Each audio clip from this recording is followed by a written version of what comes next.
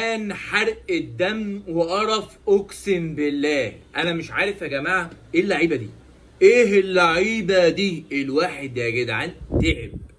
انا بقول لك انا كزملكاوي انا تعبت. لا بجد يا جماعه، الشوط الاولاني احنا ضيعنا فرصتين، وعمرو ناصر ده يا جماعه ده يروح بعد الكوره اللي عملها الانفراده دي الغير مفهومه. ده مع بقى عمرو ناصر ياخد يا باشا عقده ويروح. روح يا باشا، مع السلامه. ما في ده انفراد. عمل ايه باشا؟ لف حوالين نفسه، في الاخر اداه للشناوي. خد يا شناوي. الله، ده مهاجم؟ دي اقسم بالله الكوره دي يا جماعه هتتحط في فيديوهات المواقف والطرائف. اللي هو مهاجم راح انفراد، واللي هو ايه ده ولف حوالين نفسه كده، فاهم؟ وراح اداها للشناوي. لامينو باصها لورا، عايز يباصيها لورا، وعايز يشوطها، وعايز يعمل 500 قرار في الكوره. مفيش. لا انا بقول لك عمرو ناصر ده يا جماعه مع السلامه. والماتشات اللي فاتت الكوره يا باشا تيجي له كوره يبقى ظهره للمدافع عليه، وقع. ايه ده يا عم؟ ده المهاجم المفروض يا جماعه يحجز ويبقى قوي وبتاع ويعمل، ومهاجم شرس يضغط، حتى يبقى مش لاقي في ميزه. يعني عمرو ناصر مش لاقي في ميزه ان هو بس، يعني مثلا زي باسم مرسي مثلا، شرس كده بيضغط على المدافعين ونشط ويجري يمين وشمال ويضغط ويكبس ويعمل ويزحلق. مفيش لعيب ميت كده، ماشي. ولما تجيله الكوره ميت خالص. والانفراد ده دليل يا جماعه دماغه ما بيفكرش، تفكيره سيء جدا. شيكوبانزا الواحد مش عارف يقيمه. انا مش عارف والله يا شيكوبانزا، انت حلو ولا وحش؟ كوره يا جماعه جري زي الغزال لما راح ناحيه الشمال، مركزه يعني جري زي الغزال. وبدل لو كان لعبها بس الناصر ماهر بالعرض، يعني لعبها بالعرض كان ناصر ماهر اصلا داخل جوه الجون. لو حطها في الشبكه من بره.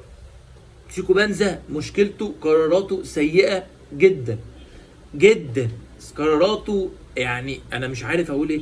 لا يا جماعه، دماغه برضو لا قراراته مفيش. صفر قرارات. عنده امكانيات مش عارف يوظفها، ودي مشكله شيكوبانزا. لكن كل بقى محمد اسماعيل، الجون بتاع بن شرقي ومحمد اسماعيل يا جماعه بينط على الهوا. طب انت محمد اسماعيل حسيتك انك انت ايه، اتصبت ومش قادر في الكوره اللي وقع فيها. ممكن السبب ده الجامب اللي انت عملته، ما قدرتش تعمل جامب، فانت خسرتنا بسبب هدف، يعني بسببك هدف، عشان انت مش سليم 100%. لو انت يا حبيبي مش سليم 100% اطلع قول للمدرب اطلع انا هغير. تريزيجيه لما صاب الشوط الثاني وحس ان هو مش قادر قال له انا هغير. ما تسببش ان هو بقى ايه، ممكن بقى يتحمل على نفسه ويبقى ثغره، وناحيه الشمال بتاعه النادي الاهلي اليمين بتاعتنا ونفتح عليها جبهه وممكن يخسر فرقته. قال لك لا بغير يا باشا. لكن انت دخل بسببك يا محمد اسماعيل جون، انت لعيب كويس، انا مش هقول لك لا، انت لعيب كويس جدا. لكن ده يعني في حاجات يا جماعه، انت لو انت مصاب ومش قادر، ده جامب واحد مصاب. الكوره اللي عدت من فوقيك دي وتصيط عليها زيزو على الفاضي، ما عملش اي حاجه في الماتش وبيحاول يعمل اي حاجه ويطلع الكوره بالاوت، ودرجن مفيش خالص يا جماعه. صيطت زيزو على قفانا بسبب انك انت مصاب ومش قادر تعمل الجامب تطلع الكوره. بن شرقي طبعا يا جماعه وعواد بيتفرج كده عليها. يعني انا والله مش عارف بجد. لا. الشوط الثاني دخلنا في الماتش بعد ما نزلنا الجزيري. طبعا يا جماعه عبد الله السعيد يا جماعه خلاص يا جماعه مش قادر. عبد الله السعيد يا جدعان مش قادر. انا بقول لك عبد الله السعيد خلاص يا جماعه، رحم الله امرئ عارف قدر نفسه. لا قادر يشوط يا جماعه. يعني كره قطعناها وجاي بيشوط عبد الله السعيد، شاطها وقع. مش قادر يا جماعه، عبد الله السعيد مش قادر. ما هو مش بالعافيه يا عبد الله والله. لا بساط حلوه بيعملها ولا بيجري. يعني جري، احنا ناقصين لعيب من الاخر يا جماعه، احنا ناقصين لعيب. لما نزل حمدي الشوط الثاني الدنيا ابتدت تظبط شويه، تحس انك بتلعب كامل. ونيجي بقى ايه، طبعا الزمالك يا جماعه دخل في الماتش الشوط الثاني كويس جدا وابتدى ان هو يلعب ويأدي ويظبط الدنيا، والدنيا كانت ممتازه. الشوط الثاني يا جماعه احنا ركبنا على الاهلي في الاداء وفي اللعب. الاهلي يا جماعه ما جاش الشوط الثاني غير بالكوره بس بتاع الطاهر اللي عملها بالعرض، وهوب طق مروان حطها. طبعا عواد يا جماعه برده خدت ايده ودخلت دخلها برده. يعني حارس تاني بقى هوب طق تاني فاهم يطلع الكوره، مفيش. انا تعبت، انا كزملكاوي اقسم بالله انا تعبت ودمي اتحرق، انا دمي اتحرق. انت اكتب لي يا اخي، قول لي، اكتب لي في الكومنتات كده، قول لي يعني انت ايه رايك؟ انت ايه رايك في اللي انت شفته؟ انا بتكلم غلط يا اخي؟ يعني لو بتكلم غلط قول لي يا عم انت غلطان. انت مش فاهم حاجه. كره الجزيري دي بقى بسم الله الرحمن الرحيم يا جماعه، جون جون. هيجي واحد يقول لك يا عم الشناوي دي جت في ايدك. ده جت في ايده، ده جت في ايده، جت في ايده، دي حقيقه مش هقول لك لا. بس يا باشا الكوره لعبها بدماغه كده، هو بدماغه. وطبعا انا مش فاهم ايه البوزيشن يا جزيري اللي انت عامله ده الصراحه. اول مره اشوف واحد كده بيطلع بالهيد بيعمل كده، فاهم؟ بيخبط بالهيد كده، يعني ايده قدام كده، فاهم؟ ايده كده، ايه ده؟ يعني المفروض انت بتخبط بالهيد كده، فاهم؟ كده تحط كده، يعني مش كده، مش كده. هي مش فاهم بصراحه بامانه. بس ايا كان هي جت من دماغه في ايده، في ايده كده. يعني اكيد هو مش قاصد يحطها من دماغه في ايده. زي بالظبط الكوره اللي بتخبط في رجل لعيب وتخبط في ايد زميله ما بتتحسبش ضربه جزاء، صح؟ ما فيهاش مخالفه، ليه؟ لانها خبطت. او مثلا تخبط في يلعب مثلا الكوره بيهده كده وهو بيطلعها خبطت في ايده، ما بتتحسبش ضربه جزاء. هي الكوره حطها بدماغه خبطت في ايد الجزيري. يعني مش هو مثلا ايده اللي رايحه له وهو زق الكوره، لا ده هو لعب الكوره كده ببوزيشن غريب وخبطت في ايده ودخلت. دي جون، دي جون. كوره شيكوبانزا دي بنسبه كبيره ضربه جزاء. لكن هنقول ممكن ما تتحسبش، ولو ما حسبناهاش كان 2-1 يا عم الحكم، 2-1 وخلاص يا باشا. شكرا يا باشا. كان 2-1 وكنا ممكن نقدر ان احنا نتعادل، لكن انت همتنا يا حكم، همتنا. كل الظروف يا جماعه ضد الزمالك، وده الزمالك، ده حظ الزمالك وحظ اي واحد زملكاوي في الحياه. ده حظنا احنا، انا عارف ده حظنا احنا كزملكاويه، ده حظنا وده نصيبنا، ده نصيبنا. اي حاجه خزعبليه خرافيه دي لازم تبقى من نصيبنا. يعني انا بقول لك احنا كزملكاويه عارفين نفسنا، الزمالك لعب حلو. هل احمد عبد الرؤوف يتحمل المسؤوليه؟ لا والله انا شايفه مدرب كويس جدا مش وحش، لكن محتاج لعيبه ومحتاج شويه امكانيات نظبط الفرقه. نجيب مدرب اجنبي؟ لا. لو هنجيب تاكيس جونياس او مدرب محترم نجيب، غير كده يبقى قاعد يا باشا احمد عبد الرؤوف وخليه يكمل. لكن ما تجيبليش مدرب يا جماعه ونص لبه وهو اجنبي وخلاص ويقبض بالدولار وشكرا. ده مش حل.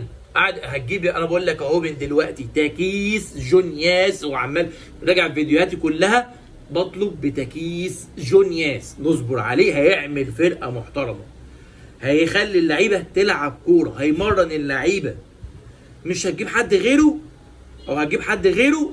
احمد عبد الرؤوف موجود واحسن من اي واحد اجنبي تعبان انت هتجيبه. انا بقول لك اهو الحل اهو، انا بقول لك الحل. انت عايز تحل، الله اعلم. يمكن انتوا عاجبكم الزمالك كده وحابين ان الزمالك يبقى كده، دي حاجه تانية. انا بقول لك دي حاجه تانية. لو انت حابب الزمالك يبقى كده دي حاجه تانية. لا يا جماعه ماتش يا جماعه يحرق الدم، يحرق الدم بجد، اقسم بالله يحرق الدم. انا تعبت، يعني انا تعبت. بس هو الاهلي هو 15 ولا 16 سوبر والزمالك 4. يعني مذيع عمال ما شاء الله يمجد في الاهلي قوي في اون تايم سبورت، يعني مع انها المفروض يعني قناه محايده، يعني المفروض انها قناه محايده. ومش عارف، انا صعبان عليا يا جماعه جمهور الزمالك ده كله اللي مروح زعلان، والجمهور قاعد كده ومتضايق بعد الجون الثاني. الجمهور خلاص زعل، بعد ما اتلغى لنا الهدف الظلم. الجمهور تعب يا جماعه، الجمهور زعل. انا صعبان عليا جمهور نادي الزمالك المخلص اللي بيحب فرقته، وجاي الزمالك يهاجم بعد ايه؟ ما كنت تلعب من كده اول الماتش، والله العظيم هتكسب الاهلي. والله الاهلي فرقه فاضيه، فرقه تعبانه، واي فرقه يا جماعه بتدافع قدام الاهلي بتدي له اكبر من حجمه. يا جماعه الاهلي فرقه فاضيه، اضغط عليها وهاجمها من قدام مش هتعمل اي حاجه معاك. انا بقول لك لو الزمالك كان ضغط على الفرقه دي من قدام ومن اول الماتش كان زمانك جبت في الشوط الاول جونين. بس هتجيبهم ازاي وانت ما عندكش اصلا مهاجمين بيلعبوا؟ يا حبيب قلبي ده انت اقسم بالله ما عندك مهاجمين. مهاجمينك على الله ان شاء الله. عمرو ناصر ده يا باشا بره، مع السلامه. عمرو ناصر روح، ده اول واحد يروح، ده اول واحد يروح. بيزيرا يا عيني مفيش حاجه جات له، مفيش حاجه جات له. الراجل ده لو بيلعب مع فرقه بجد محترمه بتلعب كوره، بيزيرا ده تديله كوره جوه منطقه الجزاء، كوره من ورا المدافعين، يخش ويقطم ويشوط ويرقص جوه. مفيش يا عيني. الواد بينزل نص الملعب وينزل ورا عشان ياخد الكوره ويجري ويتضرب، واللعيبه وكوكا يقع عليه ويخبطوه ويوقعوه ويدوسوا عليه. مفيش. وفي الاخر يقول لك بص بيزيرا بيعمل ايه؟ بيزيرا بيعمل ايه؟ ده مبهدلكوا، ده مبهدلكوا. الواد يعني عمال بيتطحن، عمال بيتضرب ودب طخ تيخ طخ. انا نهزر يا جدعان بجد يا جماعه. الراجل ده لو بيلعب مع فرقه بتلعب كوره هيطلعوه، هيصنعوا له لعبه، هيودوا له يمين ويودوا له شمال ويدخلوه على الجون ويرقص جوه منطقه الجزاء وياخد ضربات جزاء وهيعمل العجب، هيعمل العجب. لكن معهوش فرقه. يوم ما تجيله كوره تبقى طويله، او مثلا كوره على الطرف بتاع بعيد. يا جماعه خطوره الراجل ده على حدود منطقه الجزاء، جوه منطقه الجزاء، على الاطراف، توديه اقسم بالله هتشوف لعب رهيب. لكن مفيش حد يا جماعه بيديله كوره. لعيبه الزمالك وشيكو بنزا ما بيعرفش يا جماعه يستلم كوره ولا يباصي كوره، صفر بجد والله العظيم. هو مفيش غير ان هو بيجري. شيكو بنزا بيجري برضه ديرجن ويجري. انا تعبت جدا والله العظيم. والموضوع سيء. انا بقول لكم الموضوع سيء. لازم تدعيم في يناير يا جدعان. لازم تدعيم مهاجم او 2 مهاجمين سوبر. حتى الدباغ يا جماعه بيضيع كتير جدا. الدباغ يمشي، عمرو ناصر يمشي، جيب 2 مهاجمين تقال جدا، او جيب واحد على الاقل تقيل، واحد لعيب تقيل، مهاجم تقيل. اقول ايه طيب؟